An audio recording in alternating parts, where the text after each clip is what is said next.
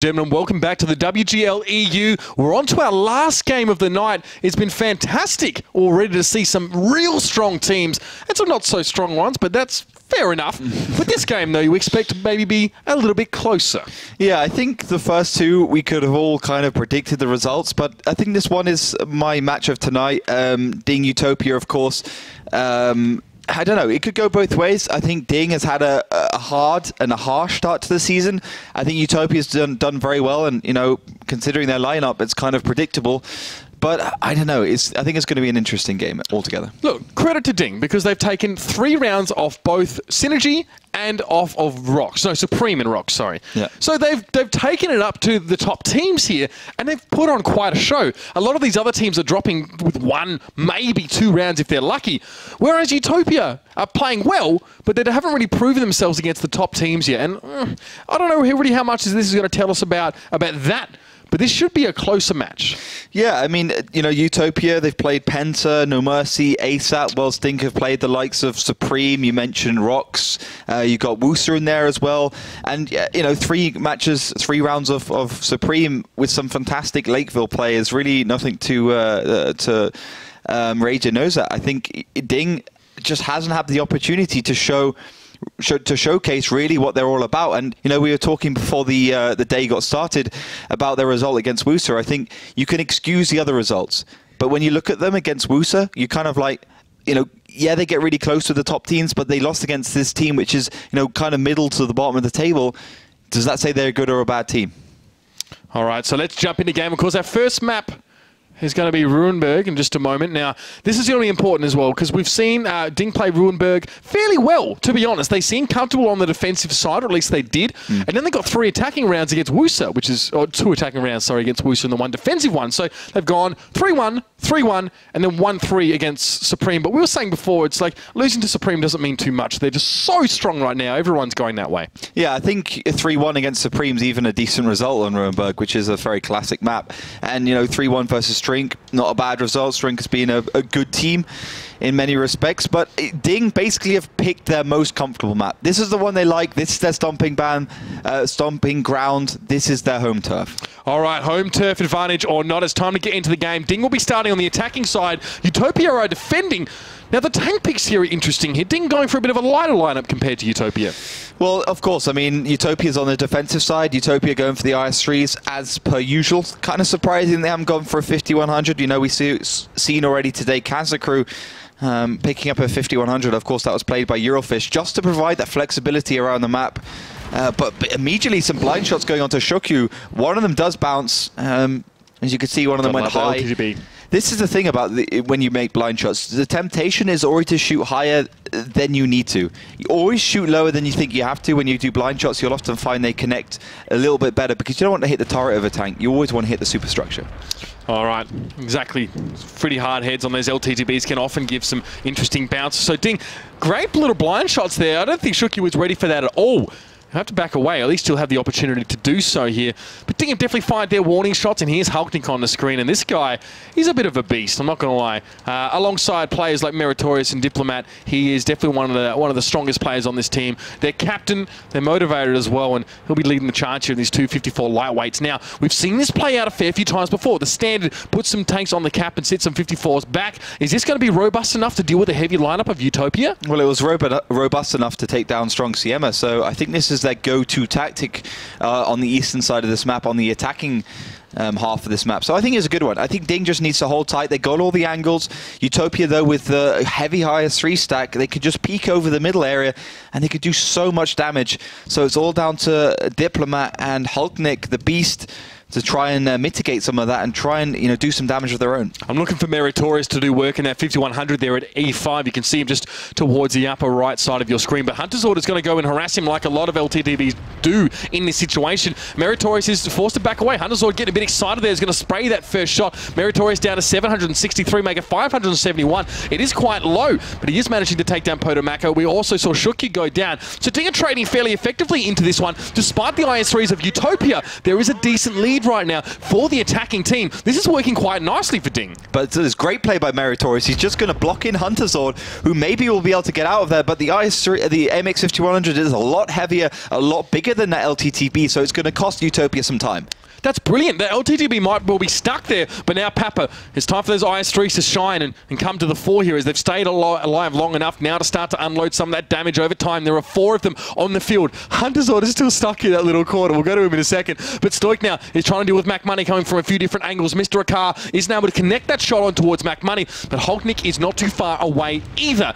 You can see Stoic does go down. 4v5. DiNG still, well, it's close. The health points are real close, but these are IS3s that are left on the field, and Papa, MV Papa in an IS3 is going to be pushing up the mid road as well to try and inflict some pain of his own. Yeah, great to see Papa in a tier 6. He's usually playing the tier 8. He's usually playing the tier 6s, but they got some great focus fire here. DiNG, they're dealing with those IS3s. They're trying to collapse on towards Diplomat, and it might just work out. Wicked is taking a lot of damage, but DiNG has really been forced quite low. Hulknik will get the kill on towards Wicked, though, and maybe free up a little bit of space for DiNG, but they don't have a lot of wriggle room. Shockish will try and do some work on that T-37 from range, but it's just Mr. Akar and Hulknik in a bit of a final stand here against Utopia pushing towards him. 3 versus 3. 2 IS3s versus 254 lightweights, and throw some lights in the mix as well. The T-37, the LTTB, which does go down. And DiNG turn this on its head really quickly. Great work as well from the side for Shockish, continuing getting the constant damage, but Hulknik and Mr. Akar are playing this to perfection. Absolutely amazing work from them. Mr. Akar does actually bounce that shell. We'll find the second one. Hulknik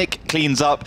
It's going to be a beautiful first round on the board for DiNG, and a really impressive attacking round all round. And that round in itself was an advocacy of still being confident in taking those 54 lightweights into battles against those IS3s if you can use your mobility correctly. And they did that. They did that really well. I was a bit concerned, to be honest, for DiNG when it was 454 lightweights against 4 IS3s, right? On paper, that doesn't really look like an ideal sort of setup for DiNG, but they managed to turn it around. But you could see the difference in work rate. I mean, if those IS3s had just grouped up and pushed those T-54s, it would have been a different story. But, you know, great play. The work rate was really high from the T-54s. I like Shockish from the corner, making some good shots there. And, you know, they had every single angle. They could peek. They used Hulknik as bait, and they used Pecusia as bait, and they dragged those IS3 around. They got the focus fire on. Great individual performance as well by, for instance, Diplomat and Meritorious for having the foresight and just the clairvoyance in those high-pressure situations to go forwards and to block the LTTB in that corner. That really, really gave DiNG a lot of time, and it took a lot of damage away from the pushing tanks of the IS3s. And that LTTB did eventually get out of that little hidey hole, but very cute by Meritorious there. I always like the way he plays. He's pretty brilliant. Melly, we didn't get to catch up with you before, but this is the great time. We'd love to hear what people's opinions are. We'd also love to hear what the vote is. What's going on with that? At first, for everyone that just tuned in, welcome, of course, and head over to facebook.com/WGLEU to vote. We have a vote app where you can vote for your favorite team and predict the exact scoreline. In order to win bonus codes, we're giving away 3 bonus codes per matchup. So this is the 3rd time we're giving away 3 bonus codes. We had that question earlier, if people had to have to hit every single prediction right to actually win a bonus code. No, you don't. You always have to only vote for this very matchup. And people, if you have anything else on your heart that you want to share with us, just head over to Twitter and use the hashtag WGLEU, just as someone did, and Mitch already pulled up that tweet. Thank you very much, and our producer will instantly throw to it. You can't say anything on stream without someone doing it. It's just, I love our community. And it's quite fitting. That is pretty creepy. Look at looking. It was like, why is my eye so? I don't know, but you're really trying to be fair, Polo is not an easy game. No. Really? That ball is that ball is not easy to hit. No. And you are so focused. I like your cute little hat though. That's quite a nice little touch. It's a helmet. It is a helmet. It's still kind of... You know, if you come off one of those things, you got to protect your head. You got to get that protection. Oh, it's good to know we have a horse expert in the room, Melly. One to perhaps rival your expertise. He rode a pony once into the sunset, and now I think he knows exactly how it is. But tell us a bit about the vote as well. Okay, I thought about helmets. I can have a monologue over 2 hours about helmets and how essential they are, because I witnessed that last Monday. My shoulder still hurts. No, it's okay. It's all fine. Happens. But yes, the vote, it's still 60%. What still we haven't talked about it yet. It started out with a much bigger favor for Utopia and dropped down to still 60% in their favor. And if we look on Carmen's prediction, Carmen, a pretty well-known Polish player from the community, if you're not knowing him, shame on you, of course. And on Facebook you can find him at Carmen .wt, if I'm not mistaken. And he also predicted that this match is going to be really close, and he only dared to give a 50-50% chance. French style. No, Turkish as well, but yeah, I'm mixing up languages. It's really warm in Cologne. It is. It is warm today. It feels like home, right? I'm actually wearing shorts underneath it. I'm just going to be honest with you. Yeah, it's like home, but we have aircon at home. That's here true. It's just like we have aircon in here, it just doesn't work. Not really well, but it's good enough. Okay, it's good enough. All right, so first map out the way as we try and reel it back in here to World of Tanks, which is what we're doing. DiNG, decent from them. Definitely decent from them. I like the way they sort of set up there. I want to see if this changes now. I want to see if maybe Utopia are going to change things up for their second go at this one. We always talk about something crazy being thrown in the mix and then a bit more of a default to come out. Ruinberg, I mean, as I said, this is... Utopia have only played this once, and we're 3-1 here, so this is a chance for us to get more data at the very least on them. The tank picks here, we see more changes. I like what DiNG went with. Looks like both teams are going with the same. Really? Oh, they're going for the same first lineup they used in the previous matchup, not the same. They're not tanks. same as each other. Yeah. Okay. Sorry, both teams going for the same. Super confusing for me. But T54 lightweights going up towards the eastern side of the map. But it looks like DiNG just waiting. Just for the first peaks here. I think they're going to go for the blind shots as per usual. There we go. The stream of red comes out. Obviously nothing connecting as obviously Shuku, learning his lesson from the previous match, doesn't go in the same position. Of course. Why would he be there again? And that would have been even nastier for him if he'd caught all of those traces, all those shots coming in towards him. Would have been a bloody situation. It would have been messy. It wouldn't have been pretty. I don't think anyone really wants to be up against that kind of scenario. We'd rather try it another day. I think he will. He'll come back and see how it is next time on this map. But the point is that Utopia now collecting their forces, bringing them back a little bit more towards the northern side and towards the east as well. So they haven't committed towards that city either. They're sitting those IS-3s back, and this is...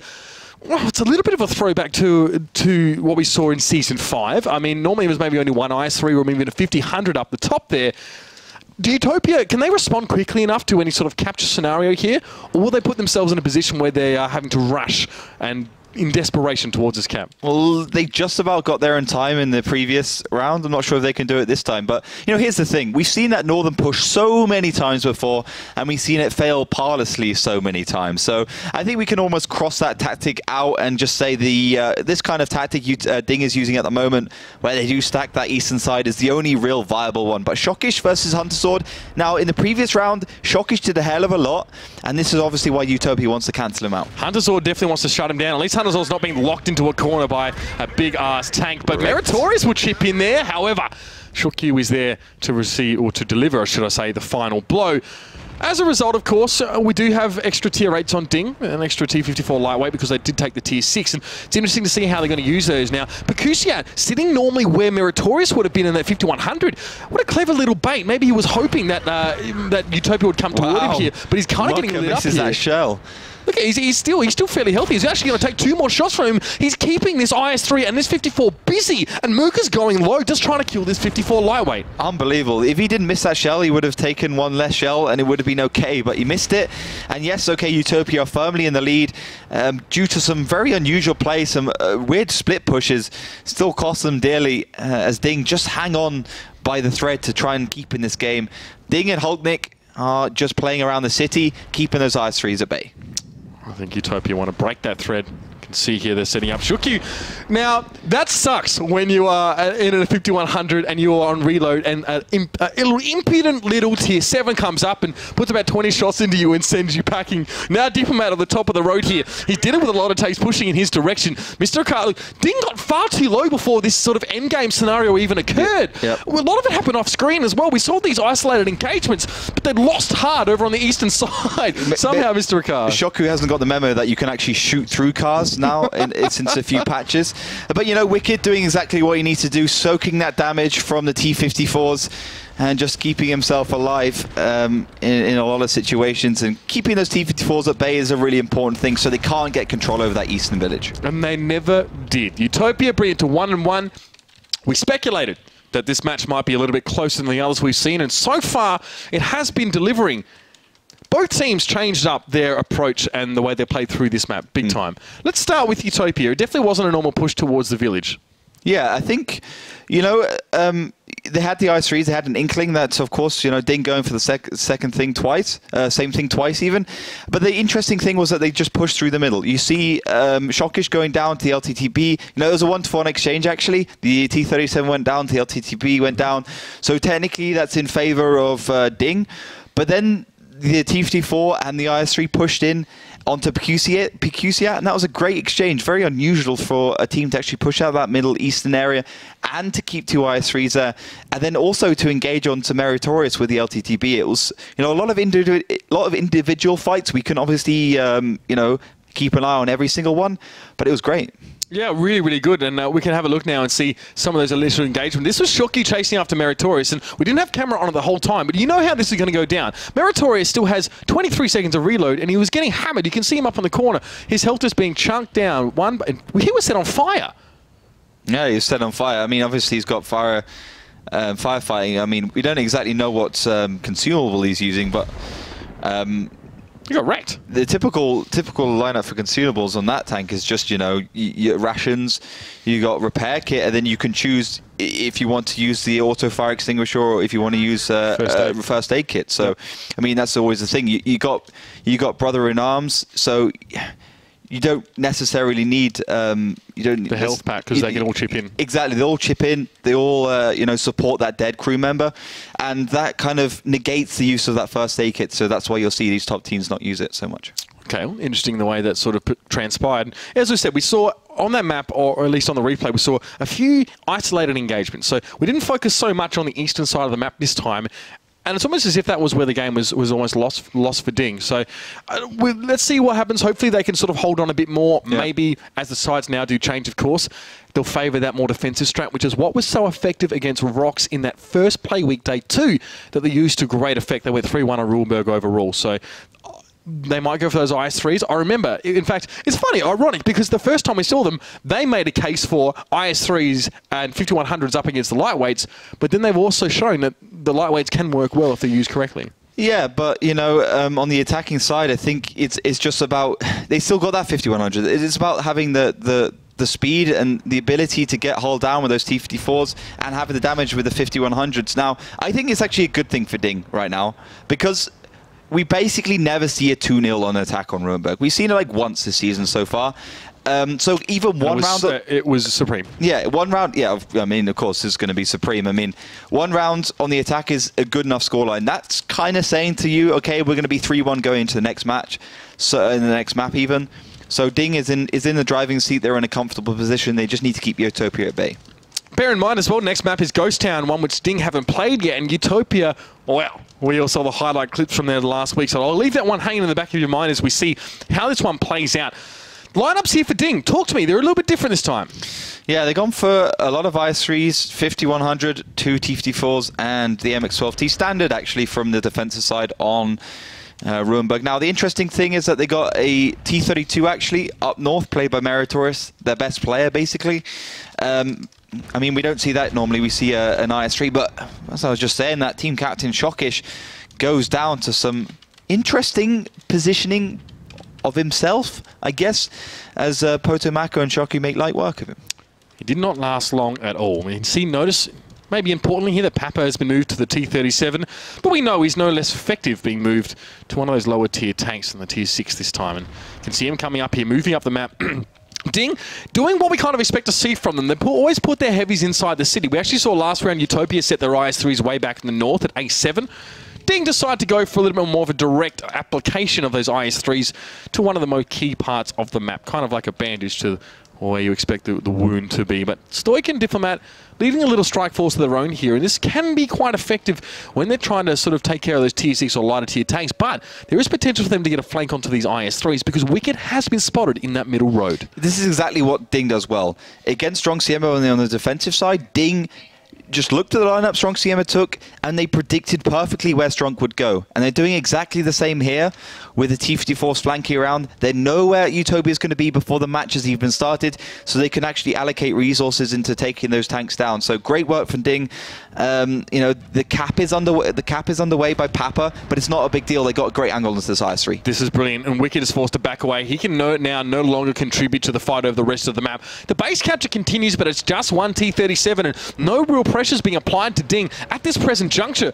Now Diplomat moving up. He wants a bit more of Wicked, and this could be nasty. Nice work. That's a perfect use of splitting those 254s off from the rest of your team. And Mooka might in fact find himself to be endangered species in just a moment as well. He's going to deal with Stoic now as a shot is going to send towards him. That's a quick 527 shaved off that lumbering IS-3. Mooka's trying to ignore them right now. He knows his days are numbered. He's trying to help out in the middle, but you can't ignore these two tier 8 lights just hammering away at you. And oh, very lucky or unlucky for Stoic there. It's a low roll. Mooka was left on about 3 health, but he drops down, and now the rest of Utopia are forced to push in for the fight. Pikushi out there sees Potomako come past. Shuki gets the ram kill on towards Hulknik, but he's already done his damage. Mr. Rakar off in the distance. DiNG have a lot of tanks to work with here, but it's a 5v4. It's not that huge an advantage, and now Utopia have managed to sort of set up a little bit here in the city, but DiNG surely want to try and get surrounded. Diplomat and Stoic did take a little bit of time to get out of the middle road, but now they're in the middle road, they're going to be able to clean up. They're doing so much work right now. Potomako is down to a one-shot. Even though Diplomat goes down, Stoic's still free to push up on towards Shuki. Potomako is still alive. He needs to take down that 1390. He still has 2 more shots to go, and that was a bounce off Stoic. A lucky one, if I can be honest. And he's still alive, although very, very low. Was put to a one-shot.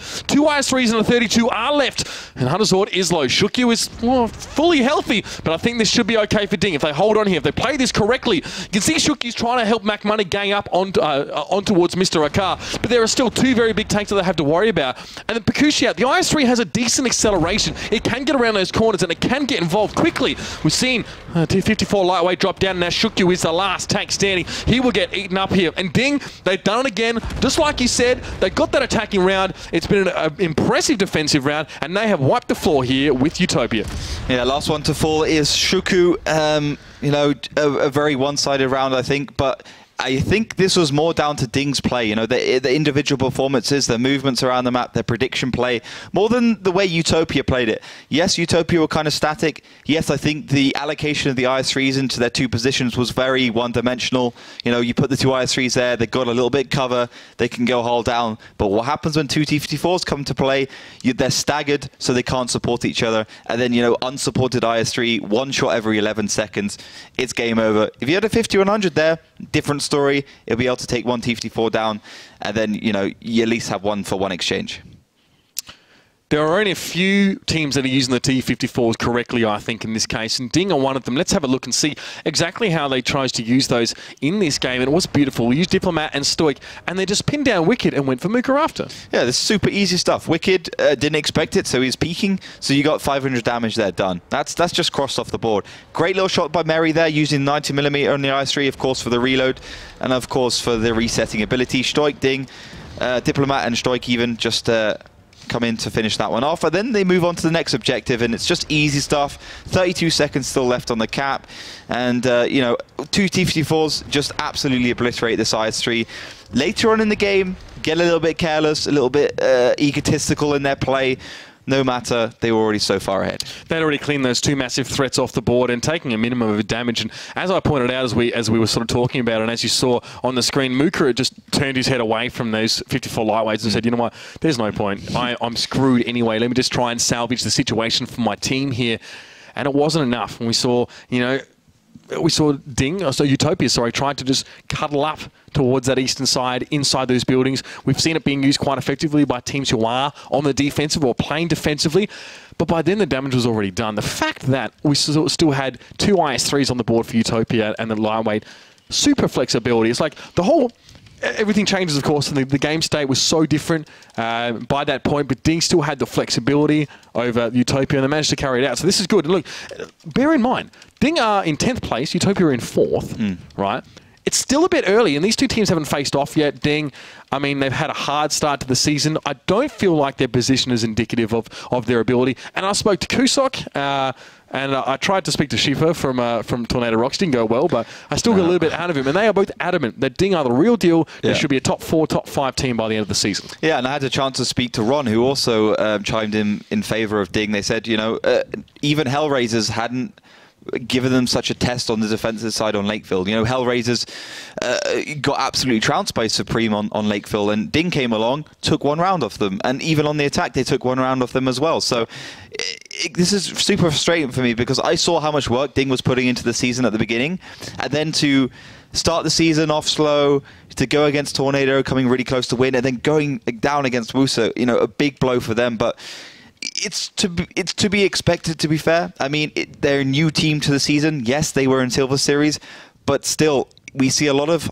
high potential, high skill teams going into the Gold Series with a lot of practice, a lot of training, and then realizing it's a different ball game. Yeah, and one thing we're not taking into account here, and something I spoke to Guccio actually about, is that we don't take into account things like Silver Series performances where teams have gone head-to-head against each other already, and Go For What as well, which is actually quite important, which is obviously runs every weekend, and anyone can join, by the way. It's really easy to do.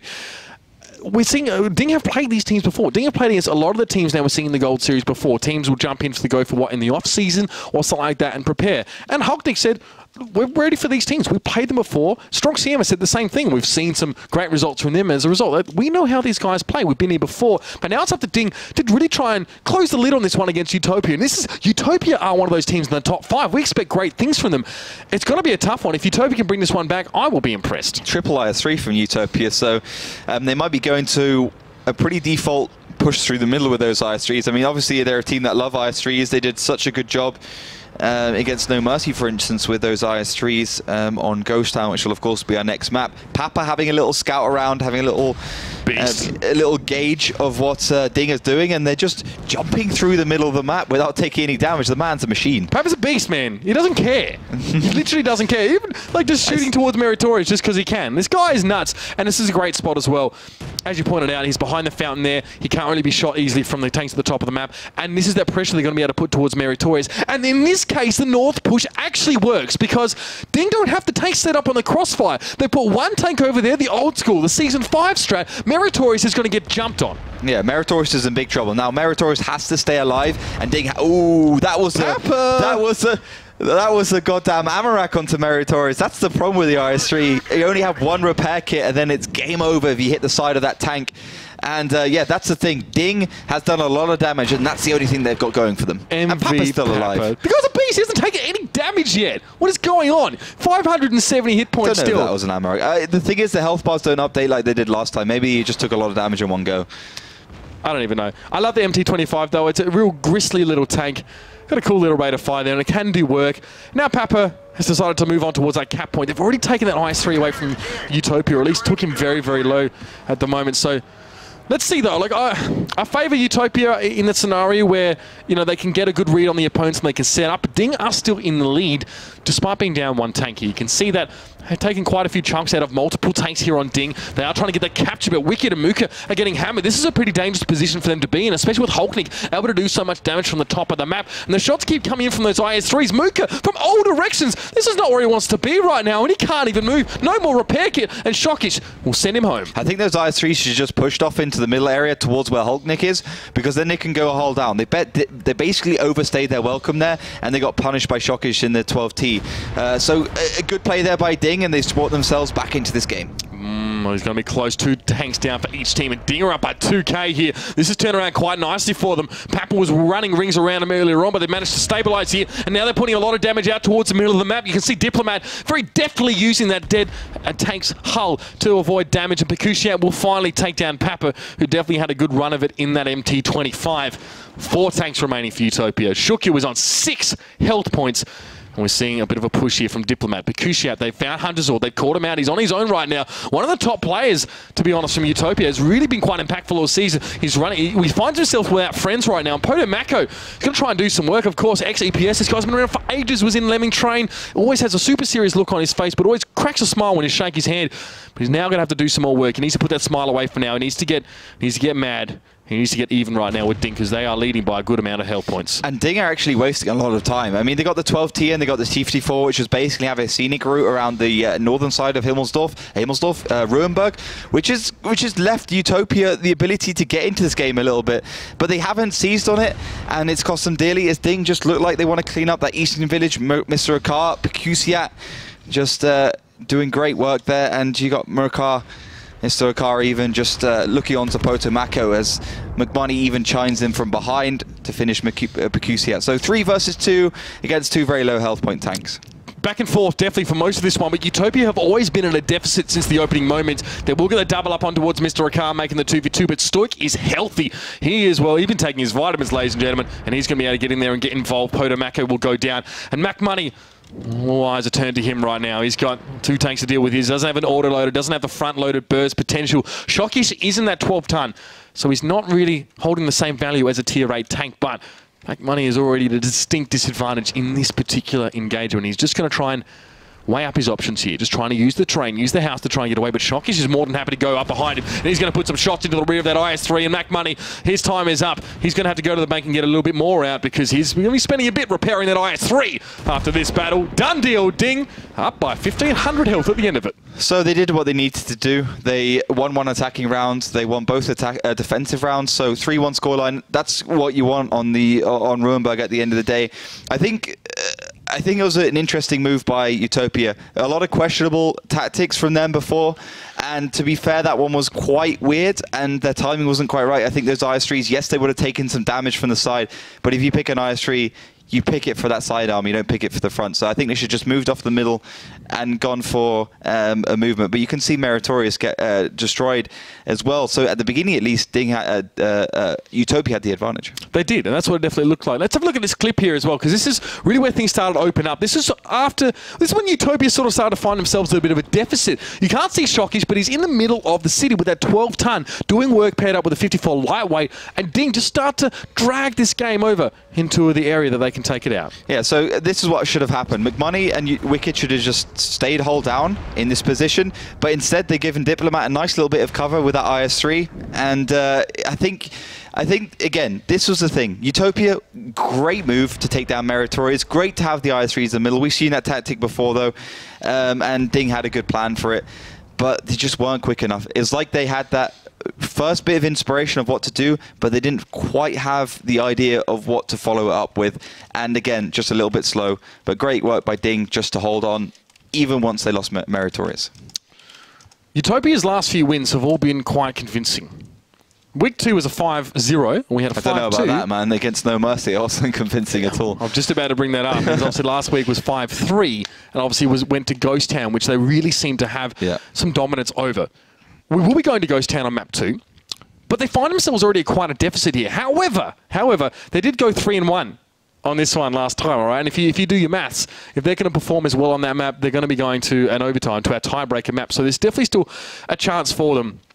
Generally speaking, what do you think Utopia's main issue is right now? I don't know. I think obviously in that map, they just got out tactically played. I think DiNG with the T54 lightweights, they managed to drag Utopia around the map. I think Utopia just needs some directional firepower. They need to go for a target and just take it down very quickly and know where they want to go once that initial engagement has happened. But you know, as you mentioned, we're moving on to Ghost Town. After the first map, it was DiNG's choice, Ruinberg. Now we're moving on to Ghost Town, which is of course Utopia's map. So as you said, I think this one could go 4-4 if Utopia have their way. I'll be interested to see how DiNG deal on Ghost Town. They haven't played it yet before, and that's really important to take into this. Let's hope they have something prepared. Melly, I don't think we were really prepared for a scoreline like this, especially given what the ladder was telling us. What are your thoughts here, and what are people saying on the social medias? Well, the vote pretty much balanced out. It's Utopia now leading only with 4% advantage, so 54% to 46%, of course.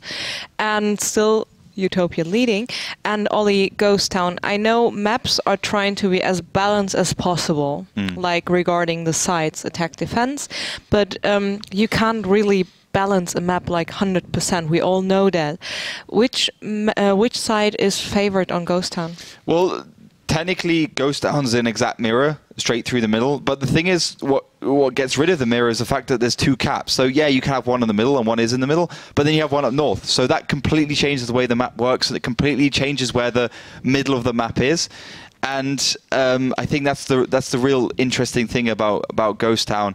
You know, you have that thing where the defensive side, it can get very quickly to that northern cap, but you got the temptation, the middle cap, which is very easy to get to, and if you get the crossfires on, it could be interesting. So far, it hasn't worked so far. But I don't know. I think Ghost Town is one of those maps which is, you know, like a wildcard map. As balanced as possible. Yeah, like, you know, it's one which teams just bring out if they feel they can really provide something which no one else can. Okay, thank you very much. So people, if you have any questions, head over to Twitter and use the hashtag WGLEU, not only to send us questions, but also fan art and requested and sometimes not so requested fan art. In this case, I love it. I really love it. It doesn't even make sense. It was going to be a play on words. It would be like my polo-y Oliver. Oh, come on. My pony. If you've got to correct him, at least like have something that's better than what he came up with. It's like halfway between being a good play on words. I pretty much liked it. I liked the pink jersey. No, of course you do. I enjoyed the rainbow as well. That was really nice. I don't even know how that pony is called. To my shame, I never watched My Little Pony. My Little Pony, isn't it? Mm. Yeah. Well, you look really comfortable on that pony. I'm pretty sure you go to those expos, didn't you? My Little Ponies meetups. I mean, you know, that's a thing. Ponies meetups. Yeah, do you know, that's actually a thing. Look really? how. I think you'll see them at Gamescom because they're always. Oh, he's actually a brony. Yeah, I did see a pink wig in his closet the other day. Yeah, that's the word. Unless he captured like a cave troll, one of them little dolls, and it's like poking out of his closet, he's a brony. I've seen your voodoo dolls in your closet before. Those trolls, aren't they like the ones with the crystal as belly buttons? Yes, well, they're so the cute deluxe and edition naked. ones. They're naked. Oh, okay, it's all right. They're trolls. Yeah, I mean, they have glittery belly buttons, right? So, people, social media. As you might know, the team vote is going to close when we're heading to the second map. That means you have still plenty time left. Head over to facebook.com/WGLEU and get involved. And by getting involved, you get the chance of winning nice stuff like bonus codes. In this case, we're giving away 3 bonus codes amongst all correct predictions. Like the first correct predictions are, of course, higher to win than the not so early ones. So for next match day, keep in mind the earlier you vote, the better your chances are of winning nice stuff. And of course, keep those tweets coming. I really enjoy them. I really like seeing what you do with your Photoshop magic. And people, as said, a short break, enough time to check out Facebook, check out Twitter, get some snacks, and then hopefully find your way back to in front of your monitor.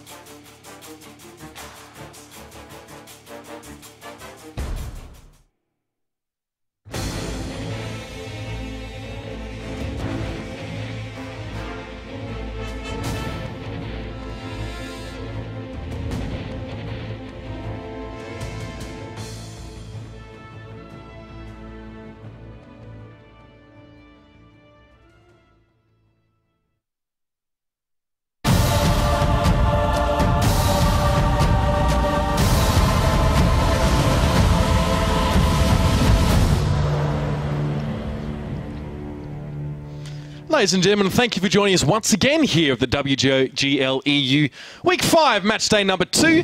Now, last match here, definitely as we have been talking about, closer than what we expected. But on the scoreboard, we feel like it's not really telling the whole story, perhaps. No, I think this is a closer match than it looks. I think UTOPIA struggled in a couple of rounds there. I think they could have possibly taken this to 2-all. But DiNG were looking for a 3-1 scoreline. They knew what they wanted, and they took it. All right, well, let's see if they can keep their eyes on the prize in this next map. Obviously, it's going to be Ghost Town, as we talked about. A map that UTOPIA has really been shining on in a big way. Last week provided highlight clips for us, of course. Muka and Papa combining really nicely on that one. We're hoping to see some more special stuff from those guys here again. DiNG haven't played this one yet, but how do you think their play style kind of translates to a map like Ghost Town? I think DiNG do very well when they've got all the elements around the map working together. I think at the beginning of the season, one of their biggest problems as a team was the fact that they had all these elements around the map, but they're all segregated. All of them didn't really know what they're doing. The strike forces here and there and everywhere weren't well timed. So often the team had already dispatched of a couple of tanks, but the whole other flank was completely obliterated and they didn't really know what to do after that. All right, well, it's the first time we've seen it today, so it's time to say hello to Ghost Town. Ghost Town. The first absolutely symmetrical map made especially for 7 versus 7 games. The teams start the battle on opposite sides. There are numerous ways to attack here. One of the bases is located in the central square, the other one at the top of the city. The hardest battles are usually fought for it, and this calls for the use of heavy tanks.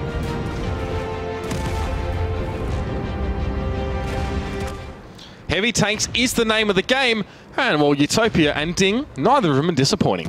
No, IS-3s, T-32s and AMX 5100s, all rounds. Of course, Shockish playing the FB304, and DiNG on the defense and UTOPIA on the offense. Now, altogether, I think the aim of the game for UTOPIA is to basically get that northern cap. Once they're there, they're absolutely unstoppable. But if DiNG can somehow find a way to stop them, or at least protect that cap efficiently, it could be a whole nother story. Diplomat just crests that hill really quickly. A spot that we haven't seen a lot of before, and he's trying to send some blind spots over to be fair, where the bulk of UTOPIA's force is right now. He's just trying to make his presence known, or hopefully not, to be honest, but just get some free damage if he can possibly help it. And the same being said for Shockish as well. Blind shots galore coming out from these guys, and to be fair, they have guessed to a certain degree where the bulk of UTOPIA's force is. DiNG, though, have concentrated most of their force towards the center of the city here, very much keeping together like a turtle, I suppose. They're turtling up a little bit, but now they're going to spread. Yeah, but the thing is, ASAP and No Mercy have both fallen into the trap of, yeah, we've got the FE304 and we've got a tank on that ridge, we'll be able to decap that northern cap. Both times it's transpired, you can't decap, and UTOPIA will just absolutely obliterate you with some great crossfire, some great positioning, and of course some great play. But I think this is okay from DiNG. They set up around that middle area, basically got crossfire here, there, and everywhere. They're making sure that UTOPIA can't go forwards. They can't actually find a way on that middle cap, and they can't, for instance, flank around. I mean, we saw, for instance, Virtus Pro on this map. We've seen other teams do it. Be super aggressive on a flank. Just go in one direction and absolutely obliterate, one or two tanks, and then move on to the rest. And those are the kind of two tactics you have to be aware of: a really fast flank or a really heavy push into a cap. Now, obviously, DiNG sending both their RU251 and FV out north means that they've got a little bit less strength in the middle of the city, whereas UTOPIA are actually a bit stronger now. The shots are coming in towards Papa, and can see, I don't know if he was really hit by that one. I think he might have just escaped being harmed, but he's got to be a little bit careful about his movements, but he will continue to move. Papa is spotted, which is really important, I think, by the RU. So at least they can put some shots, hopefully, in his direction. But this is stupid. I mean, this hasn't worked for No Mercy, and this hasn't worked for ASAP. So DiNG are like, yeah, we're better than those two teams. This is going to work for us. I'm telling you right now, if they don't move quickly enough, which has been the problem for the other two teams, they will get outcapped. In 20 seconds time, UTOPIA will have this round in the bag. And DiNG are reacting, but UTOPIA, again, they have those crossfires, they have the positions, and now, DiNG are on the back foot. did get a bit of a decap or reset over there, but now an IS-3 from Utopia is going to jump in. It's just going to make the timer even harder. To be fair, the shots are being hit, but with 3 tanks in that cap, that timer is always going to be super, super low. There's only so much you can decap it each time you fire on them. That is not bad. That's a good hit towards Papa. A lot of their points are on him, but again, you can see it already back down to 20-odd seconds. There is a fighting towards the city. It's not a big one. It's definitely being dragged out. DiNG, no. They've got a sense that they don't really have an overmatch here. They don't have enough big tanks. Papa, if he dies here, this will really hurt Utopia. Look at that capture now tick up. And it's working, at least for now. Yeah, but the 59-16 is not a big deal to go down. Muka has one bad thing going for him, is that Papa could actually be in a position where he would have been able to provide a little bit of cover, but Pikusia and DiNG do go against Stoik. Pikusia and Stoik go against Hunterzord and Wicked, so back and forwards, and at the moment DiNG are winning. I think you might be made to eat your words in just a moment here. I mean, yeah, DiNG are winning. Utopia definitely have the health points in their favour right now. If they decide to come off this cap and push towards DiNG, it could be over in a matter of seconds here. Wicked, Hunterzord still healthy. Oh no.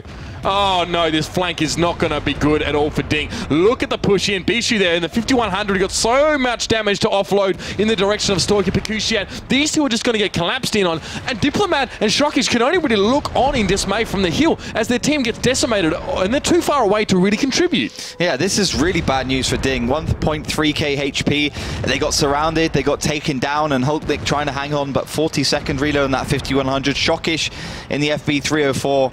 The second tank remaining here for DiNG, as it's 6 versus 2. One is an artillery, and the cap is still underway as Hulknick just has his tail between his legs and will be running away as quickly as possible. But still, it was back and forwards for a lot of that game, but Utopia just so good on the attacking side on this map. And you were right. You were absolutely right. As good as it was, as nice as it was to have the RU-251 and the FV-304 shooting to reset the cap. Of course, the RU's got some decent sight range. It can light those tanks up. It wasn't enough. And committing those 2 tanks purely to reset duty meant that DiNG only had 5 tanks to work with in the city, where Utopia had 6 and they had autoloaders to boot. They really, 2 T-32s for DiNG. You gotta understand, the DPM isn't great. It's only a 90mm gun. Reload time is 9 seconds with good perks, 9-10. It's okay. The alpha isn't high, and Shockish there cheekily enough will be able to get a pickup with that FV-304, but Muka will make sure the grin isn't on his face for too long there. He's going to clean him up in a moment.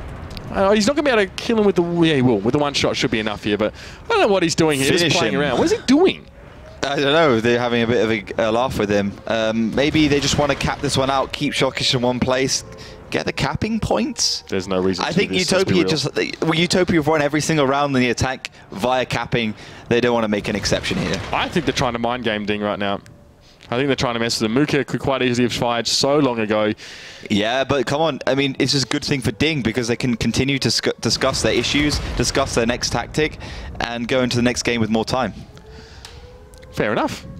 Utopia, though, have managed to win that one, and this is what we speculated. We may even see this sort of 4-round comeback, which is not beyond the realm of possibility, mind you, and make it a 5-3 if they actually win out on this map. If they can hold DiNG to 0 rounds, they can do this. We haven't seen much from DiNG. We still haven't seen much from DiNG on this map, really. They went, as you said, for a fairly stock standard strat. We've seen from There Was No Mercy, Strong Siema, a couple of those teams. ASAP, that's right. Trying to make it work. It doesn't seem to work in practice. In theory, yes, but when you crunch the numbers, I think it sort of is going to blow up in teams' faces there. So, interesting work, but I think Utopia definitely earning that one. They're definitely feeling more comfortable on this map. Yeah, I think, as much as Utopia are in their comfort zone, DiNG are now out of their comfort zone. You could see how confident they are on Ruinberg. It's the map they know. It's the map they've been training. A lot of the Russian teams, they've been training this map over and over again because it's a very popular one this season. And then you take them on a map like Ghost Town, they look completely out of place. Again, Utopia got that northern cap. They had the pressure in the cap, and to be fair to them, DiNG did a good job of resetting. Yeah. But the thing is, it's not just about the resets. It's about having to commit to try and get the resets with the tanks. And you could see a nice little flank around there with the 5100 and the IS-3 to go behind, to take those two capping tanks, Stoik and Pikusia down. So that's a 2-0 exchange. And then, it was already game over. They lost a few other exchanges as to some great positioning by Utopia, as we can see here. This is where, obviously, they sort of got surrounded by those 2 IS-3s. Now, we're seeing two T-32s from DiNG here. I know that they value the hold down ability of those tanks, and inside this map on Ghost Town, there are some points where you can hold down. There's some slopes and all that kind of thing as Stoic and Percusian just get blown up. But I want to bring up this point. Why take 2 of them? Why is that a good thing? Well, the T32 is all about hold down. Also, the 90mm, great rate of fire. I mean, they could use a 105mm as well, 320 damage. So it does provide a bit of a kick. But yeah, it's all about the hold down. You've got like these roads going up towards the middle cap, which you can just sit behind. You can go hold down there. But I agree. I mean, I think an IS-3 would have been a better tank, a better pick there.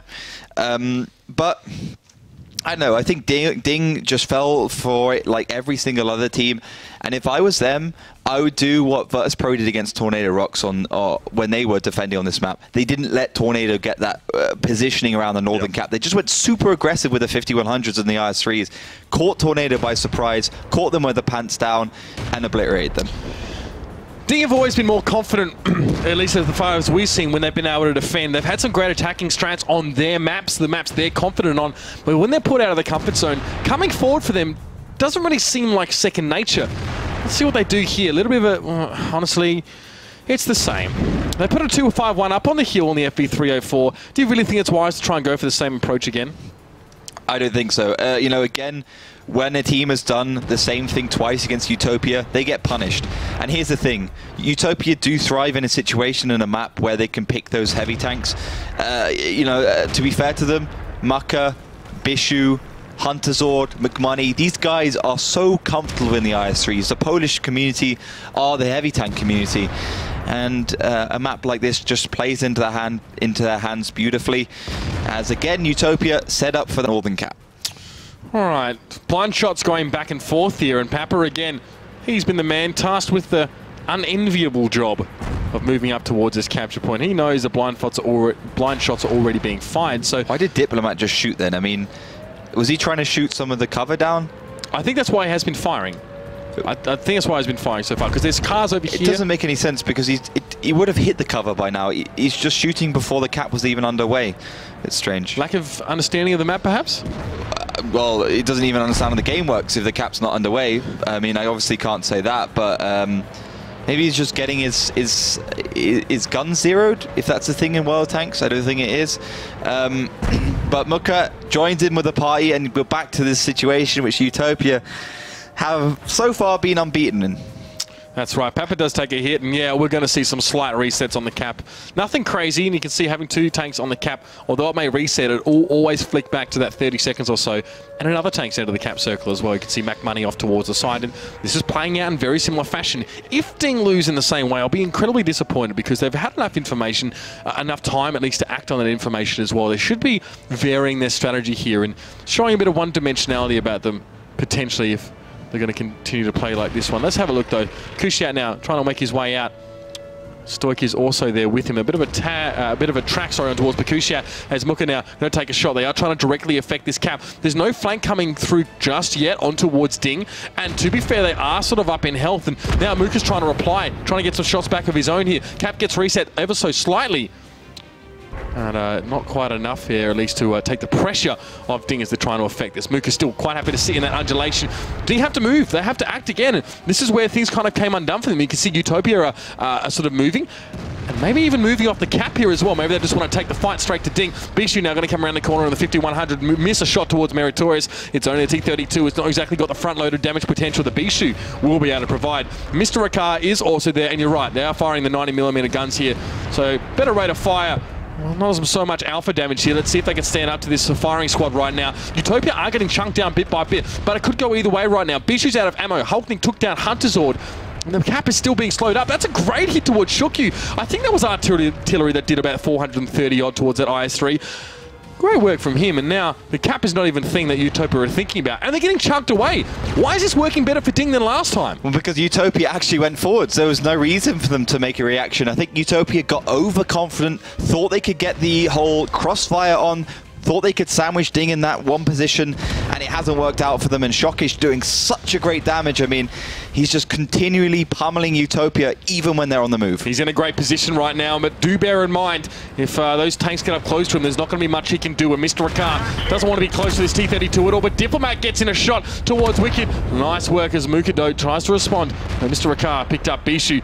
Diplomat was back around the corner, so he's rolled off the hill, and Hulknik has just come off reload in that 5100, and he's already firing shots here as well, putting it straight towards Muka. It's weak hull armor on those T-32s. They're not brawling tanks. They're not tanks that like to get up in your face. They like to use their turret to their advantage, and Muka now is out of his depth and not playing to the strength of the T-32. Yeah, well, both tanks are pretty much out of this game. One shot's Diplomat will make sure of that as Muka, team captain for Utopia, goes down, leaving only Shuku left in IS-3, and does survive a little longer thanks to Diplomat only hitting the tracks of the IS-3, but it will be very close to match point for DiNG, and it is 4-2, finally winning a round against Utopia on the defense. Let me get this straight. DiNG do the same, like exactly the same thing twice. Utopia, who are defending and by rights could just let whatever happen and respond to it, they changed their strat. They push forward, and it ended up being their undoing? Yeah, that's super strange. I think the only way I can make it make sense is that they were thinking, okay, well, DiNG aren't going forwards, they aren't peaking against IS-3s.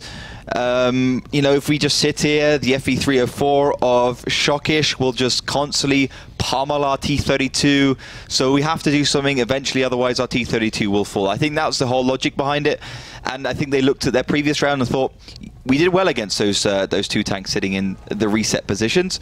We can do well against them here. But actually, DiNG was set up in a great position. They had tanks behind. Bishu tried to peek. A couple of missed shells as well by the IS-3s, and it went into DiNG's favour pretty easily. You mentioned the DiNG IS-3s. Things went a little bit better for them this time around, as you can see in the clip. Pekushao was tracked initially.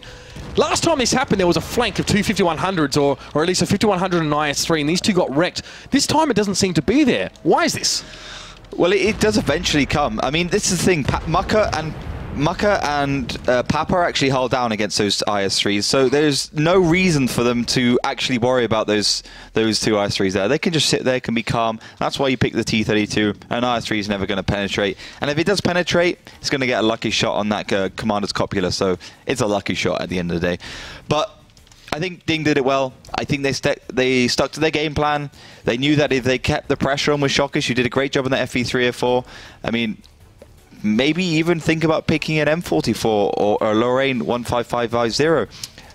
You know, a tier 6 artillery, where if you do sit in that gap, you're going to be dead in a few shots, you know, unlike the FE, which is just like the Bison, it just pesters and pesters and pesters, and in about 3 minutes you might die. Melly, now we're getting, of course, towards the end of this one. It's match point coming up for DiNG. What are your thoughts here? Because DiNG are actually starting to make this sort of attack on the cap with artillery work. Yes, right in time when the vote switched, actually. Yep. So we had a favor for Utopia at the start of the game, and now it went over to DiNG with 54%. So there you go. And I mean, 3-2, still Utopia climbing back, but I don't know if the comeback will happen. I mean, they're switching sides now. They showed a pretty strong attacking side, but will they be able to keep it up on the defending side? We'll have to wait and see. You got excited seeing this M44 here, Oliver. I love the M44. Anytime anyone brings a bigger artillery piece, I always get a little bit excited, a little bit nostalgic, actually.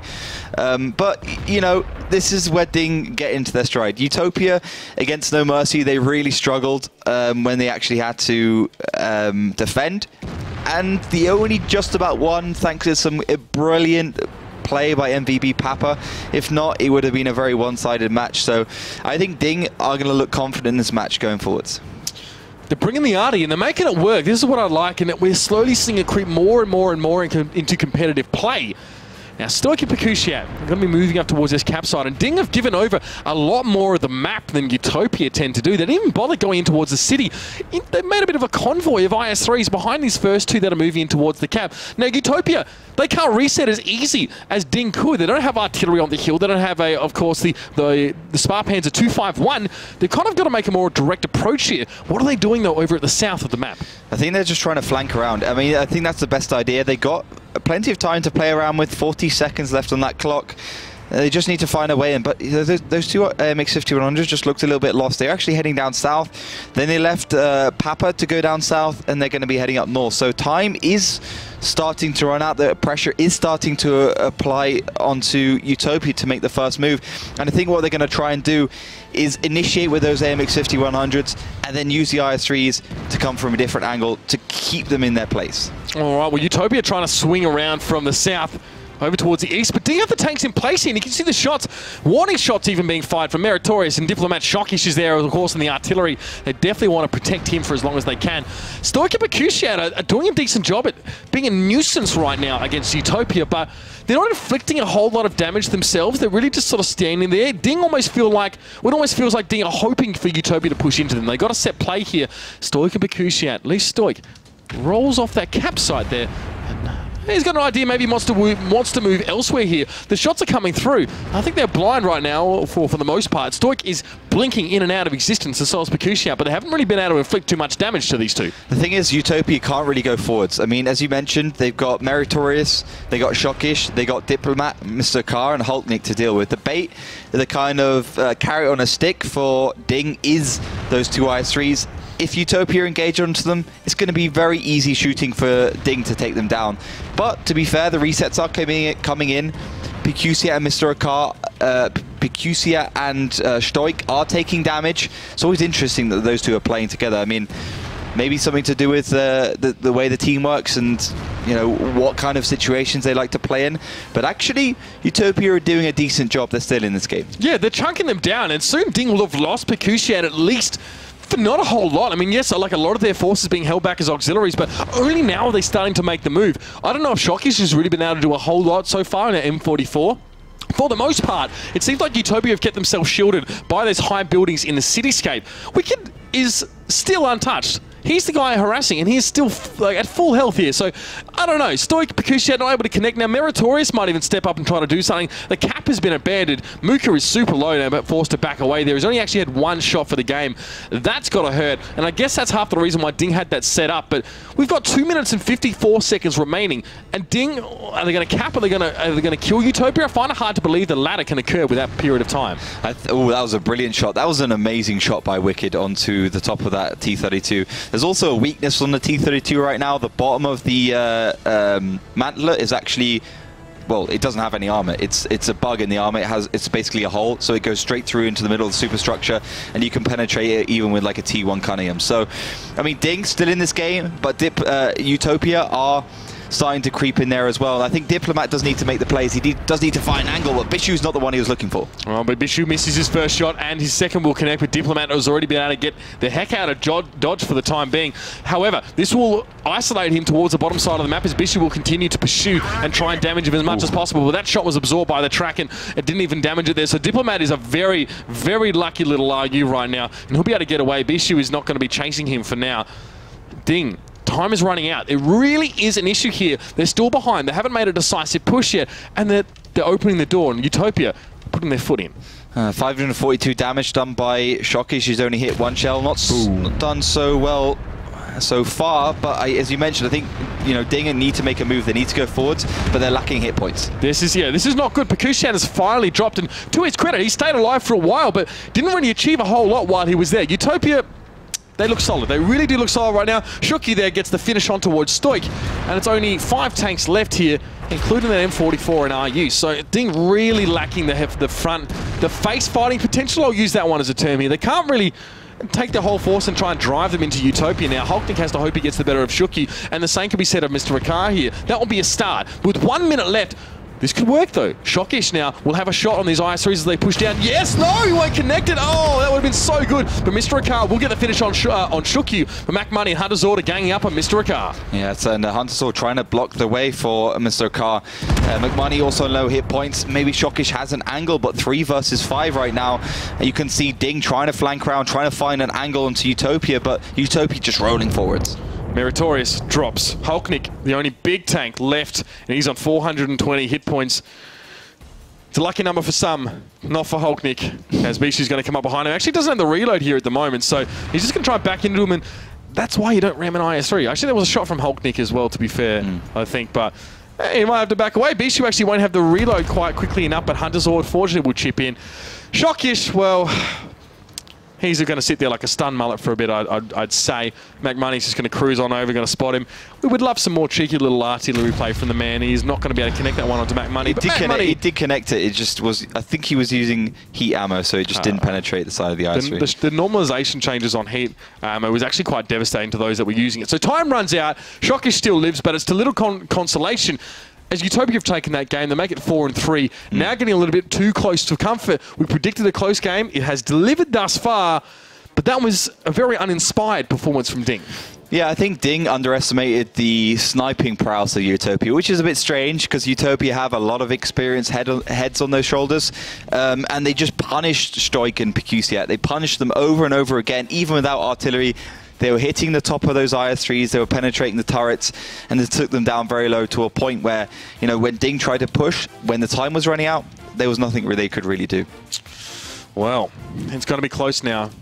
1-1. Let's have a look at how these 5100s came to play in this game. This was Muka and Bishu pushing up here, and this was sort of the flexing arm of UTOPIA as they kind of realised that DiNG weren't in the city, and they went to try and hunt down those tanks. This is a super heavy lineup as well from DiNG. You know, they've gone for the one tactic lineup. You know, if it doesn't work, there's just no way they can win this. You know, Wicked also using HE ammo there. I think DiNG should have probably picked up a couple of 5100s alongside Diplomat in that 251. They would have had the ability to roam around the map, have a little bit of fun, find a cheeky angle onto a little bit of UTOPIA, but they don't do that.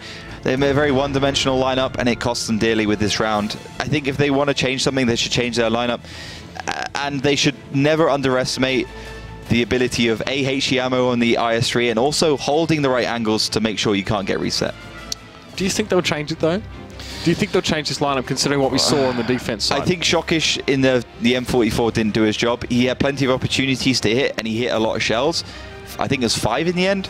Just didn't do any damage. And you know, that's the unreliability of the M44. Unless you arc lit, you're doing very well if you hit over 1,000 damage. That's right, and he wasn't exactly in a position that he could always contribute to those fights. It wasn't until I got a bit excited, to be honest, when we saw the push from UTOPIA down that street, and that was prime position for Shockish to be able to do some work. But the reality was he had one shot. And it was already game over. Like, even if he hit that shell, he would have taken down that T-32 or IS-3 that was pushing. So what? I mean, there's still, DiNG were trailing by about 1,000, 2,000 hit points at that point, so... It started off as a war of attrition, and then it ended up in a stomp for UTOPIA. So let's see if we can have a turnaround here. DiNG on the precipice, the knife edge of taking this win away from UTOPIA and moving their way up the ladder with their second win of the season. And UTOPIA want to go 4-1 here. They're only going to win 2 more maps and take it to the tiebreaker to do it. So DiNG, like they did on the defensive side, they're sticking to their guns, they're sticking to their tactic. And to be fair, it worked on the defensive side. Let's see if it works on the attacking side. Going for that heavy IS-3 lineup, and UTOPIA sticking as well to what they know with the double 5100s, the IS-3s, and the MT-25, as well as the T-32. Yeah, and I point out they still favour Shockish. DiNG does, that is, on the M44. Doing the same thing, bro. Well, essentially, anyway, this is the way it at least started. Diplomat up there with the RU-251, blind shots galore, as per usual. And there's a big cohort of IS-3s right now. DiNG on this map have yet to try and take UTOPIA on in a head-to-head with their full force here. Stoik is going to be the only one moving out here. The problem is that last round, Wicked was able to reset the cap without showing himself around that corner quite easily. So leaving these 3 IS-3s back for DiNG is not necessarily going to be overly impactful. I mean, Stoik, yes, he does have that undulation to get behind. You can still hit the copula on the top of that IS-3 and do damage to it. It won't be easy, but Wicked can do it. Now, I have to see what the innovation is from DiNG. I'm really interested to see this. what DiNG has right now, the big advantage DiNG has, is that UTOPIA are super predictable. And Ruinberg on every single map. UTOPIA, they know what works and they do it time and time again.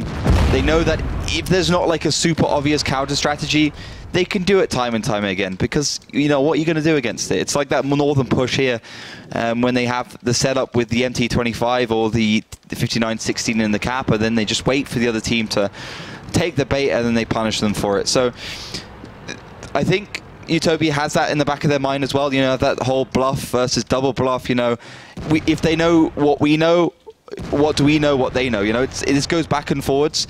And I think UTOPIA are going to be a little bit more snappy, a little bit more sharpish, and I think they're going to find a way onto DiNG a little bit more early on. But having said that, they tried that as well on the attacking side, and it didn't work out for them. Stoic has taken 2 hits on the cap, and it's not probably progressing as quickly as DiNG might like. Yes, he's got hull down. That's all well and good, but the IS-3 does have some weak spots, and these are players, they're pro-level players. They can find them. You better believe that Wicked knows how to hit a Commander's hatch easily enough. And he is. He's hitting enough to reset. He's hitting enough to keep Stoic down.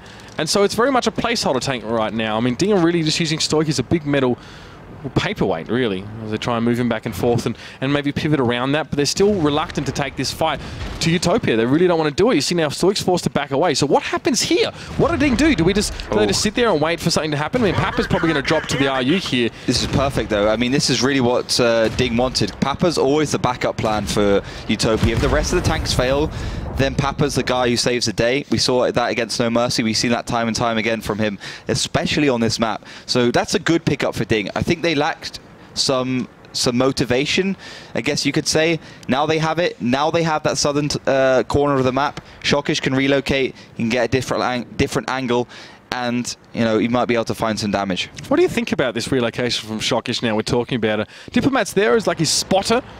But he's going to shoot onto the back of those IS-3s. Okay. He does have angle on there, so I'll be interested to see if he can connect some of those shots. But this is a little bit of a sojourn, you could say, from where the rest of the fight is occurring. And DiNG, well, they're not really making too much of a fight of it. I mean, Stoic is still alive, credit to him. But backing away right now could be fatal, because as soon as he gets out from behind this sand dune, we could, if he's going to be cheeky about it, can line him up from around the corner and do some damage. So we'll see what Stoic decides to do. He feels pinned. You can see he feels a little bit threatened in that position. And now DiNG spreading out. You can see them north to south. Line of scrimmage with those IS-3s and a T-32 thrown in the mix. There's 2 5100s here for UTOPIA. That's the real big difference, and that's what could really hurt DiNG. And you're damn right you want to be careful about going head-to-head with those guys lurking around the back. So DiNG thrive in situations where they can split up and they can come from multiple angles. I think that's what they're trying to find. That's what they're trying to seek here. Now, that was a nice little bait from Hulknick. He makes McMoney take the shot. He goes forwards with his Mr. Car. And it looks like they're going for the middle cap, which a little bit dubious, but Shockish and Diplomat, remember, have the angles. But again, 2 minutes and 10 seconds on that clock. Time is running out for DiNG. They need to circle UTOPIA. They need to take them by the neck. This isn't really working out right now, I mean, for DiNG. I mean, yeah, they push Diplomat on. He can actually use the ammo depot there to protect him from one shot that comes through. That was a nice shot there from Shockish. 784 damage. Good that he's using heat ammo, and that's done a big blow to UTOPIA. That's really helped to actually make up for some of the deficit here, but see these 2 5100s now mobilizing. Diplomat going to try and use those IS-3s to protect himself, but here comes a strike force from the side as well. Hunter Zord will be there. Oh god, this could get ugly here. Shots coming through, only one going to connect so far. The capture is still ticking on down. Shooky going to use that hull down just to be able to get those annoying little niggly shots in towards his enemies. And you can see Diplomat is actually going to try and relocate a little bit here. I don't think DiNG can keep capping this right now. Diplomat, oh, he would have loved to have hit that right now. Would have loved to take Shukyu out of action. I don't really know if Shockish can really fire on their position. I don't really know if he can be of too much use. Diplomat is trying to help, but you can see those tanks that are capping right now for DiNG are getting chunked down bit by bit. It's still a 500 health point deficit. That's just one shot from Shockish if he can land it. Diplomat getting harassed. Oh, the shot is just missed. To be fair, DiNG have UTOPIA right where they want them right now. They can use Shockish so well if they can stay alive long enough for him to get the damage done. That is important. But finally Mr. Akar, finally Meritorious get into the fight. Stoic does go down, but they have the higher ground. They have only 4,000 hit points to work with, though, and see a lot of damage going towards everyone, to be honest. Shuki forced to back away with a big 764. This is going to be an absolute mess. We don't know who's going to come out on top of this one, but DiNG is behind still. That force of tanks from UTOPIA pushing up that hill, holding on. Diplomat goes down. Shockish still just looking on in dismay, trying to assist, but don't know what he can do. Mac Money takes a big 1,000 hit points worth of damage, but will it be enough? Wicked coming forward. Hunterzord does take down Meritorious now, and only 3 tanks are left standing for DiNG, and one of them is poor old Shockish off in the distance. Pigusia also finds Wicked now. It's 3 versus 5. A lot of hit points onto the tanks that are left of DiNG. Now not so much, as UTOPIA do start to finish this match off as they do close in on Mr. Akar. There's not much in this, to be honest. 600 health points, but that shot towards Pigusia is going to be one nail in the coffin, and time, of course, did run out. DiNG are leaving this stuff too late. I don't know whether it's that they're under practice on this map or they think it's going to work out in so much of a different way than it does, but this is the second time they've run out of time, and 7 minutes is more than enough time in the way that World of Tanks works right now. That shouldn't be happening.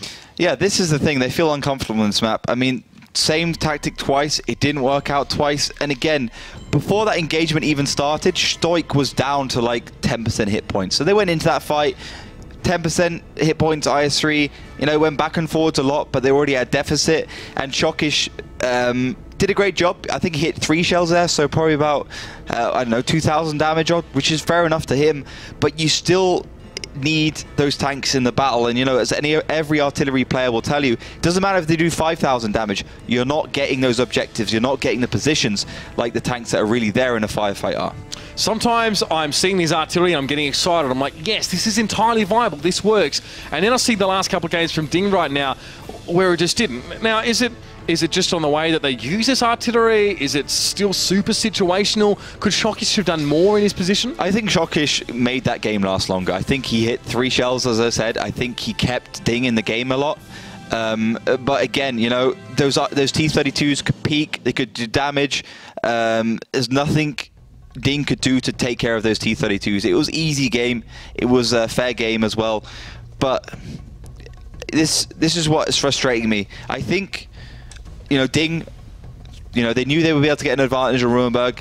They got a big advantage on Ruinberg 3-1. They went into Ghost Town probably underprepared, under practice, and now they're tilting. Now they're slipping. UTOPIA, this is their favorite map. This is their stomping ground. This is what they know, and it's not looking so great for them. It looks like UTOPIA are on the up and DiNG are on the down. Let's have a look at one of the more crucial moments in the map when they first push on towards this center cap. Walk us through what was happening here. Yeah, so we've seen this before and it hasn't worked before. What happens is you just put the tank in the cap, which is smallest, behind the building, which is of course Diplomat in that 251. You bait UTOPIA into a move. You can see that big shell there from Shockish onto Shoku, and you wait for the other team to make the next move. Now, you can already see the disparity in the hit points. UTOPIA are 1 to 2 shells ahead, and that's even after a shell from Shockish. So, you know, they're an advantage. This T-32, Shoku does a great job. Just peeks, makes a shell, peeks, makes a shell, and then they can just close the net. And I think Meritorious, Mr. Akar, and Stoic get in the game a little bit too late as well. Definitely took their sweet time doing it, and we're seeing this again. The thing about Ghost Town is it is easy enough to reset these captures. It's hard for attacking teams. They need to establish a concrete advantage before they actually move to cap, unless that they can use the fact that they're capping against the enemy team. So, you know, they can create the concrete advantage into enemy teams pushing in to stop the cap, like Ruinberg, for example, on the eastern side. They didn't do that. DiNG just sort of hoped for the best. They ran out of time. They're like, well, may as well have a crack. That didn't really work out. Melly, 3-1, 1-3. Is the way this has been going for these two teams. Both really strong on their preferred maps. I'm sure there's plenty to talk about on the interwebs. I mean, we kind of predicted it beforehand. Well, our expert did. And people at home actually voted for a close ending. But like only 1% almost had voted for an overtime. Yeah, okay. Either way going. So we have very few 4-5 endings predicted, which will be inevitably. Yeah, inevitably that's what we're going to see. Sorry. Absolutely. Yes, and people, the votes are over for today at least. Yeah, Mitch. It's sad, right? When there's almost no more chance for winning bonus codes.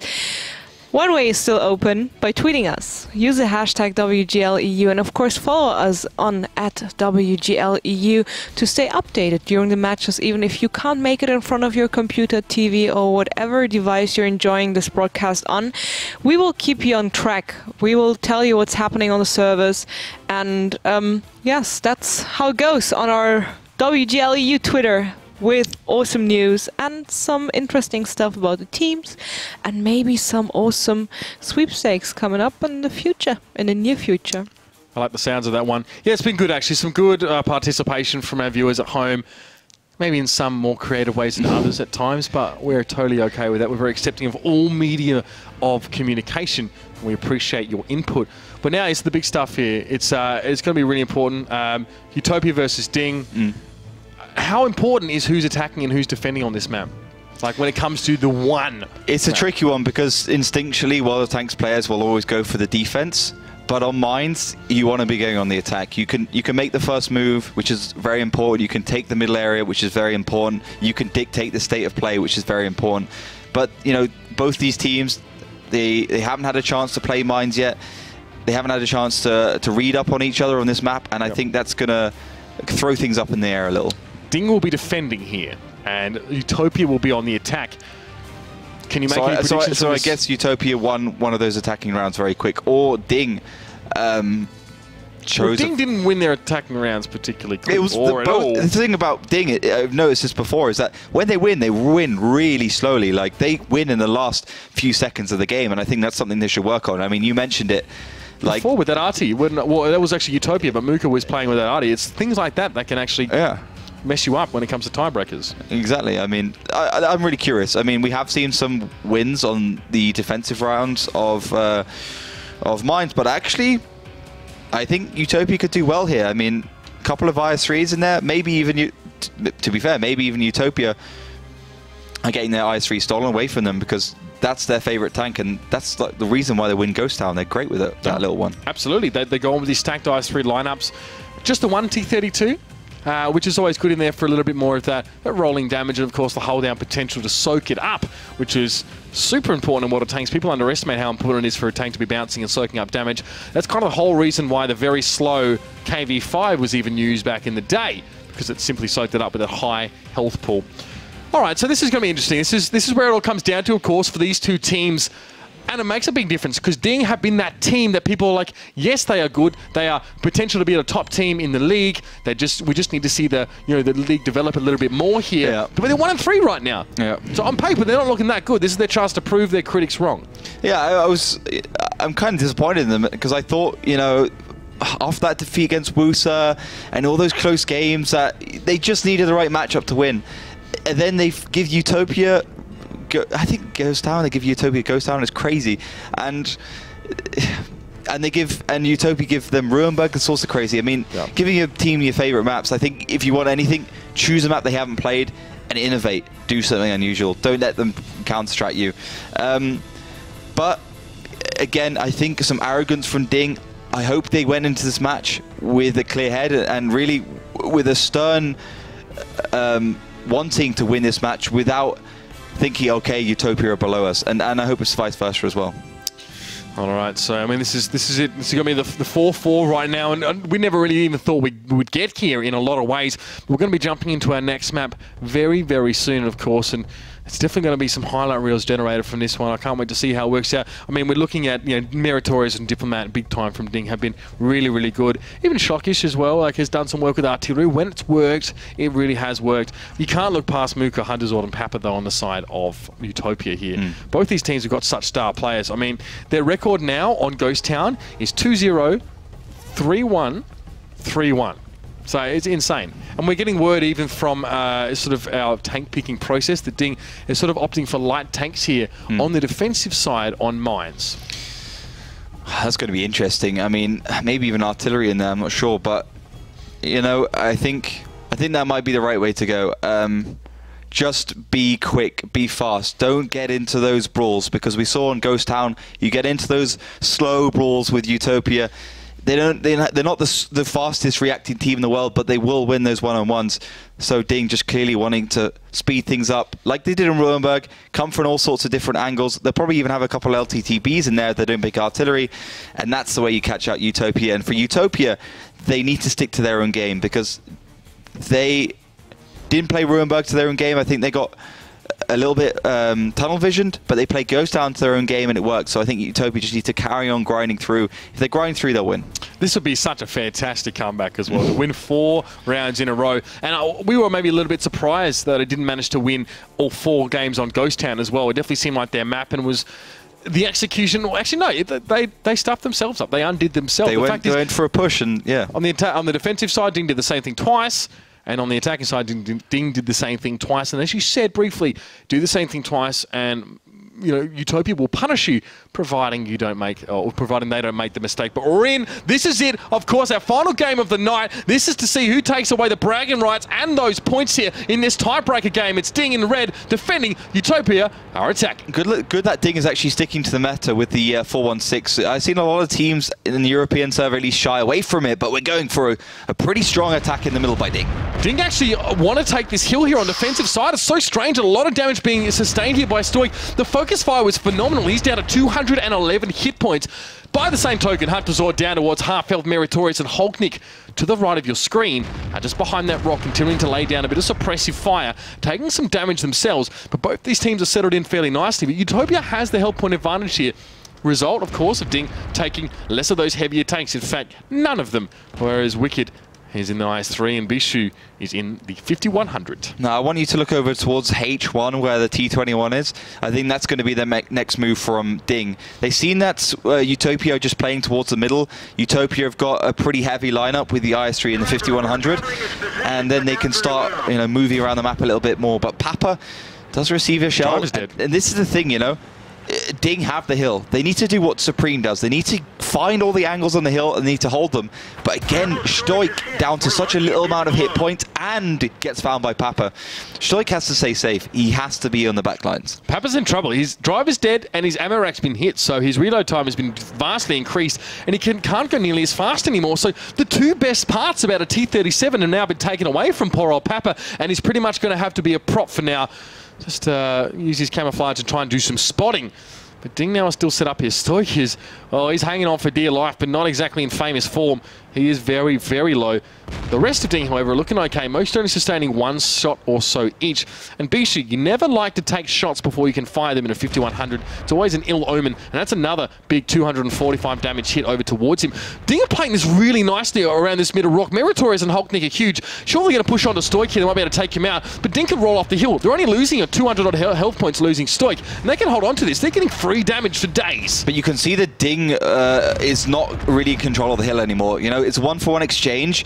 You see the T-54s charge off the hill for DiNG, and now UTOPIA has the hill. And but big mistake by Hunterzord. That's something I didn't expect. He falls, and that's really made it hard for UTOPIA to maintain that middle area. And yes, they have the hill now, but there's a lot more roaming ability from DiNG, and that's really going to punish them. Think about Shockish as well. He's got freedom now to push up on that far western flank. And of course, Hulknik will be joining him. Those guys can do a heck of a lot of work if they can get up behind UTOPIA right now. They're going to force them to stay on the hill. They can pick them apart bit by bit. It's going to force UTOPIA into action here. And that really ends well, especially for a team like UTOPIA, who generally, their movements follow a fairly predictive pattern. And you can see, still these numbers coming up here, and it's damage being dealt by DiNG over towards UTOPIA. No one is particularly healthy with the exception of Mac Money. I mean, Shukyu now is trying to get back. He's trying to respond to this T21 flex. Wow, he bounces that shot from Hulknik, and that has saved his life. Shockish tries to take out the house, and so just so Hulknik can make the shot. Brilliant! He's not trying to do the damage himself. He's trying to set it up for his teammate, and Shukyu has to limp away. Shukyu's really in a bad position right now. He can't reverse because Shockish, with that great view range on the T21, 390 meters will be able to spot him, so he's really stuck in an awkward position. We'll find a shot there, but here's the thing. If UTOPIA want to win this one, they need to get peaks with the IS-3. They need to be doing damage with it, because DiNG, they haven't played a great tactical game, but they've been winning those engagements. They used, for instance, Mr. Akar and Pikusia and Hulknik just to peek, do damage, go back, peek, do damage, use the foliage, use the cover of this map to their best advantage, but Utopia know they're at a disadvantage and going to try and get it back with a push from these two T54s. Muka and MacMoney are moving. Pakushat sees them coming, but isn't able to connect that first shot. He and Diplomat, though, will be a force to be reckoned with, and we saw the quick track on Muka, I think it was, as he crossed, and Mr. Akar is set up, and the crossfire is also set up. Muka down to about 60%. He will be able to get the responding shot over towards Mr. Akar, and that will help him out at least a little bit, but now they're going to try and push into Pakushat. Diplomat can't assist right now, and the overmatch, oh, they had it for a moment there, but Pakushat cleverly is going to pull around the corner. He's going to force Muka to move into the line of fire of that 4-1-6, and you better be sure that Pakushat will be yelling at Diplomat the second he pokes that lightweight around the corner. This game slowing up a little bit, and DiNG have all the time in the world just to sit back. Utopia the ones that have to make the move. The onus is on them, and DiNG have sort of beaten them at every turn right now. Meritorious is going to find Papa Pow in, and that, of course, is a little bit less flexibility and one less gun on the game for Utopia. I think they're in trouble here, Ollie. They're in very big trouble. A bounce there from Papa onto the side of the T54. Even Meritorious into the side of the IS3, even Wicked, but he will eventually find him, and Wicked will either have to go off the hill or he'll have to try and challenge. Wow. So Wicked goes down. Hulknik will take him out. Shukyu and MacMoney, the last two standing. Oh, it's a hope for Utopia that is soon going to be snuffed out as Diplomat pulls around a corner and takes him out. And Shukyu, of course, hanging on. Utopia, what a fight back. Brilliant work for them. Getting those 3 rounds on the try on Ghost Town to bring it back to the overtime. But unfortunately, it just wasn't enough. The execution for DiNG was fantastic there. They played that defense side out so well. Brilliant work from them. Well-deserved victory. A tiebreaker nonetheless. Yeah, I think if we're going to break down that round, it came to those peaks. You know, we could see so much damage coming out from DiNG when there was nothing really happening. Just constantly making shots against Bishu in that AMX 5100, back and forwards. And despite, you know, DiNG receiving a lot of damage, specifically Stoik going up on the hill with that T54, they use their player skill, they use their positions to their best advantage, to the best of their ability, and Utopia were forced to push with those T54s, which obviously didn't work. And Diplomat as well in that 4-1-6. I like his standoff ability, because I think a lot of players like Elian or Ruster, who have been classically players who sit back and snipe, they can't, you know, they're not team players. That's why you put them in a sniping position. But I think Diplomat is a guy who is really aware of the whole map and will know, okay, I have to shoot there, I have to keep the hill locked down, okay, I have to help my T54s here, and he will do that and he will hit. Shukyu tried to push around the corner, around the edge of the map, and you can see here, he takes one hit and is forced to back away. What we saw before that, which was so important, is that Shockis used his 2 shots not to even bother trying to deal damage to Shukyu, especially because it was hard to break through the head of that tank. But he took down the buildings, so Hulknik at least could have the shot at him, and now he's forced to stay here. Brilliant. You get a shot towards Shockish, so what? There's not a whole lot he can do here. He's out of the battle. And you can already look at the minimap. Look how spread out Utopia are. DiNG are just in such a better position. And I mean, you see those 54 lightweights, they head east, a bit of a Virtus Pro-esque strategy, except lacking the numbers maybe. Yep. And even that, as a bit more of a desperation move, just didn't pay out. Yeah, they were lacking in numbers. They needed another 2 or 3. I think Wicked Orsha should have come up off that hill. You've got the T37 there. Yes, it's not great, but we saw Karitz working with it nicely earlier in the day. And, you know, if he just hit the shells, he would have been able to do a lot of damage. But I think that's a last-ditch attempt. You see Meritorious just have a little sneak up onto the hill, bounces a couple of shell against the IS3, but eventually does take him down. So they get control of the hill, they get all the objectives on the map you need to get, and it's game over. Good play by DiNG, but this is the thing. It's a 5-4 scoreline. Hardly convincing at all, and Utopia steal a point off them, and DiNG only get to 5 points in the leaderboard, which is like 1 or 2 places higher than they already are. A lot, really, and Utopia are already so much further ahead of them. It's not a huge deal that they lost this point. Yeah, they can afford. Well, they get 1 point. That's the thing. I mean, they didn't get all 3, but I mean, yeah, that's right. DiNG only had the 1 win. That's 3 points plus an extra 2. It's not a big deal, and it sucks for them because, to be honest, look at the caliber of this team and look at where they're sort of playing up against teams like, you know, Utopia, Synergy. These guys have got what it takes. They're going to have to go through some of those lower teams. They're going to have to put up some really convincing results to climb up the ladder. We're only halfway through the season. They got plenty of time to do that. They had a rough start. I believe that their luck is about to change in Melee. Of course, what a game, back and forth. We saw 2 fair stomps. A lot of people were saying in the chat, like, oh, this is a shame. We want to see some more explosive action. Well, that last game definitely delivered. It definitely made up for everything the people at home wanted. And, well, I mean, the vote started out for Utopia shifted at the end in favor of DiNG. So the community was right. Shifted a lot then.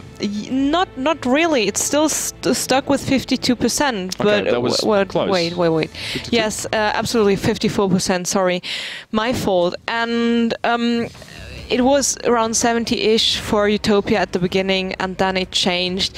I mean, sometimes you can't really get a hold of the exact score at the very beginning of a match. Of course. Especially when it's like when it's a matchup like this. But people at home, you were great. Thank you very much for participating that much, for getting involved in our team votes. The team votes are over for today. The next match day will soon come, I promise you. And with that, other options of winning bonus codes. And of course, thank you for getting involved so much on Twitter, sending us those awesome pictures. I enjoyed every single one of it. And well, continue being awesome. Thank you very much.